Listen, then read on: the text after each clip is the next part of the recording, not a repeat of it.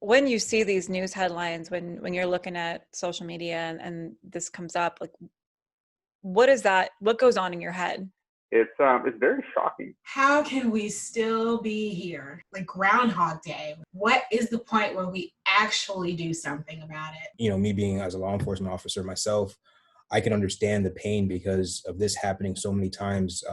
There needs to be a change. In 2020, we still have racism issues. To see that 2020, we can't even have a conversation. I know firsthand that these things have been happening for years, you know, whether they're recorded or not.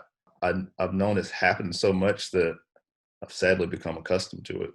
Every time I read a headline about another person killed by a police officer, I'm well aware that tomorrow that could be me. It doesn't matter how much education I have, how many degrees and jobs and businesses.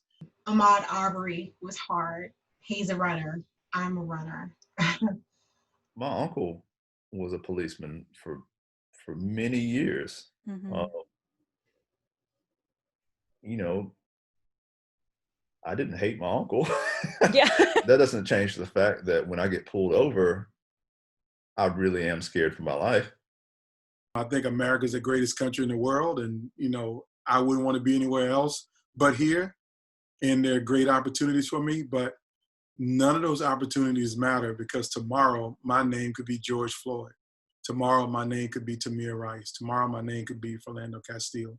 Tomorrow my name could be Rodney King. Do you feel safe in your community? On the heels of coronavirus, where I was already managing a layer of anxiety, I feel more fear for my safety from law enforcement than I do anything else. And that kind of has always been the case. A little, like, I don't live in a world of fear per se, you know, but I mean, like, these people were doing very normal, basic things. You know, not only do I not feel safe, my family doesn't feel safe for me. So, you know, I live in a upper middle class neighborhood in Charleston, South Carolina, got a very good life, but my wife tells me about the neighborhood Facebook group that she's in and how people talk about suspicious people in the neighborhood and who they are and what they're not. Given all the unrest that's going on right now, I would say I'm very, very afraid of just being neighborly. I've gotten used to just kind of being, I guess, hyper aware of my surroundings. There's a lot of different things I do, you know, like body language, you know, sometimes I try to take some of the bass out of my voice. When I think about it, I do that out of fear myself because I don't want somebody to be afraid of me. I thought that if I spoke well, drove a nice car, didn't look like a quote unquote thug, you know, was educated, you know, I thought that all these things were gonna save me. I can't tell you how many times I've been stopped by the police and for seemingly to do nothing wrong. I mean, I've lost count, but I can't remember 7 specific times where I thought I was gonna die in those encounters. If you want to exit it alive, you do what you have to do to placate the personality of the officer. You show deference, you show humility. Even if you know the interaction is not legal, even if you know it's not just, your only goal is to walk away alive. Being scared doesn't mean that I hate them. It just means like I'm trying to do everything in my power to put this person at ease. It's just a terrible thing to see all the work that we're doing being unraveled by somebody else, that one bad seed. Are you worried for your daughter? I thank God every day that he gave me a daughter and not a son. I mean, just think about how hard that is to say that, you know, any child is a gift from God. But a Black male child, as great as he might become, as smart as he might be, to grow up to be a banker, a CEO, a professor, or even president of the United States, the journey for him from birth to get to that place is filled with a death threat regularly. raising my boys. I love my children, and my greatest fear is that something that they do in innocence is going to end up as justification for someone ending their life. I think about a Tamir Rice who had, a toy gun. How many little boys play with guns and don't have to worry about getting shot? Can you imagine going to the store and being afraid to buy a water gun? How many moms have to think and I'm not talking about I think about it for 30 seconds. I really deliberate over whether we're going to allow water guns in our backyard.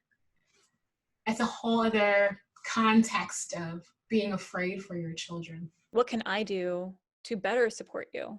Exactly what you're doing right now. We had a quick conversation the other day, and in that conversation, you listened. Is continue dialogues like this off social media. But talking to somebody who hasn't had those same experiences and having that person listen to me and not try to tell me that my experience did not happen, that means a lot to me. Check on your friends.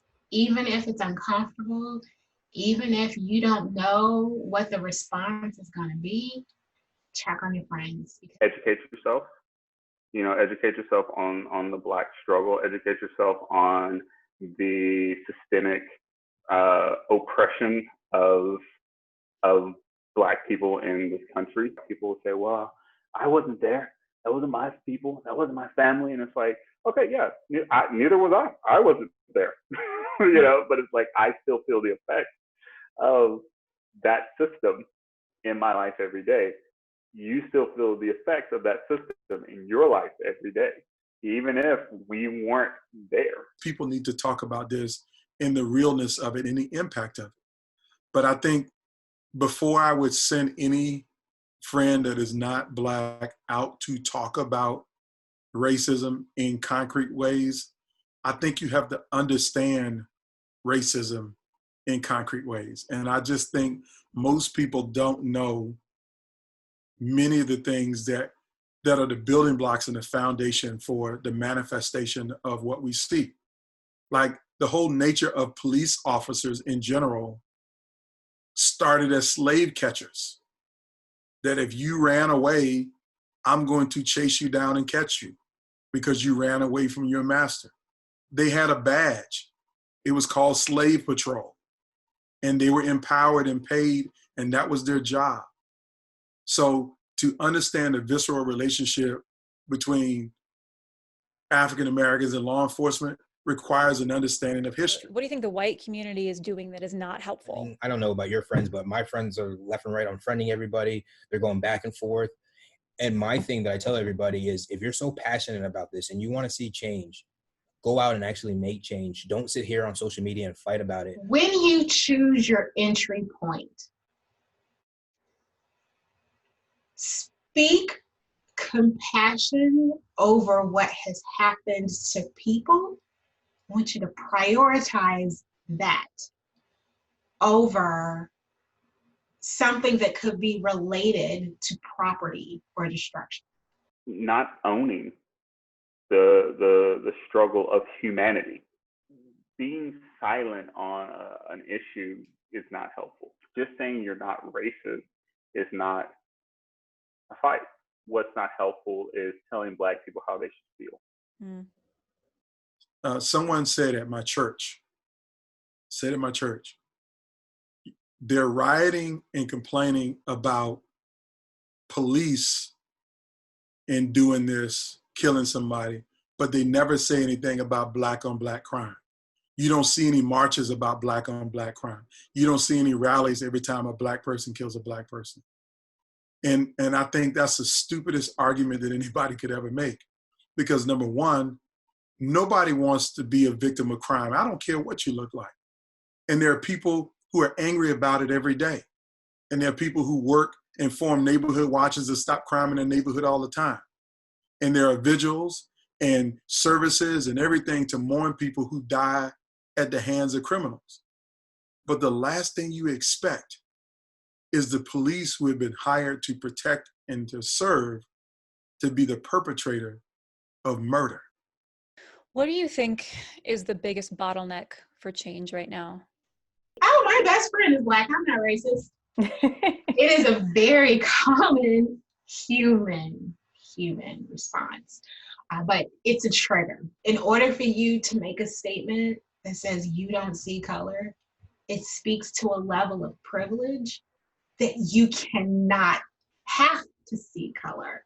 I've spent 20 years as a community leader, activist, organizer, and then later a public servant. I'm a former law official.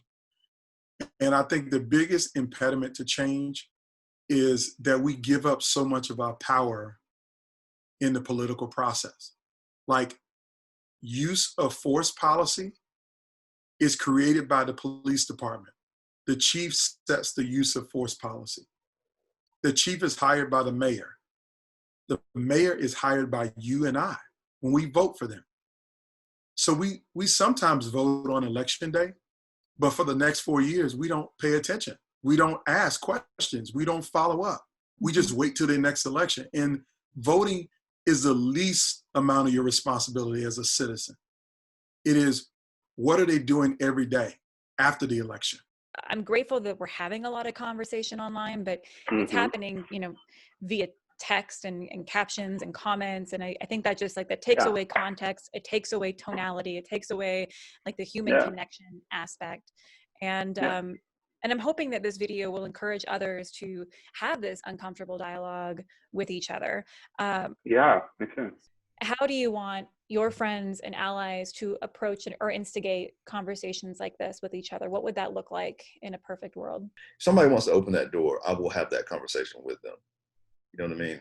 Yeah. But I've just had there's been so many times in my life when I have started a conversation, and 2 minutes in the conversation, I realized that the other person is tuning out.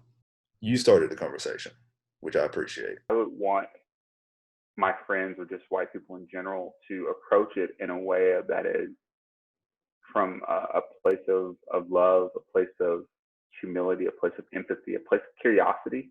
Just the simplest, I care about you. I want to know how you're feeling. I'm here. I don't necessarily need anything beyond that. Not everybody is a person who's going to stand on the front line and picket. And, I think a lot of times people will be like, well, what can I do? I'm not a rioter. I'm not a protester. and it's like, what is it that you do in your life? Use that. This is not a game. This is not a trend. It's not a fad. Black lives are not trends. Social media moves fast. When it's not trending in a month or so, I hope people keep the same fire, because I'm still going to be Black.